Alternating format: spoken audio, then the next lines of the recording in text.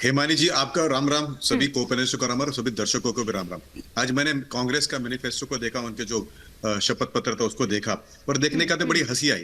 तीन चार पॉइंट आपके सामने रखता हूँ। पॉइंट नंबर 1, हाँ। उन्होंने एमएसपी बढ़ाने की बात की है। स्वामीनाथन जी के जो रिपोर्ट है उसको देखने की बात की है। जनता को ये पता होना चाहिए कि स्वामीनाथन जी ने जो रिपोर्ट है वो 2005-2006 में दी थी। कांग्रेस के पास पूरे 8 साल थे, लेकिन उन्होंने उसमें से कुछ नहीं किया, जबकि नरेंद्र मोदी जी ने उसमें से काफी सारा चीज जो है इंप्लीमेंट कर दिया था। एक बात। नंबर 2 बात, अगर आपने राहुल गांधी जी की खुद की अगर आपने एफिडेविट देखी, तो उसको उन्होंने शेयर्स में काफी सारे पैसे कमाए। स्मॉल कैप में भी कमाए, मिड कैप में भी कमाए। और उनका जो डिक्लेयर्ड वेल्थ है, मैं ये शब्द का इस्तेमाल कर रहा हूँ, डिक्लेयर वेल्थ, बाकी वेल्थ मुझे पता नहीं है, इसके लिए डिक्लेयर वेल्थ है, उसमें उन्होंने एक ही कंपनी में 17 दिन के अंदर कई करोड़ रुपए कमाए।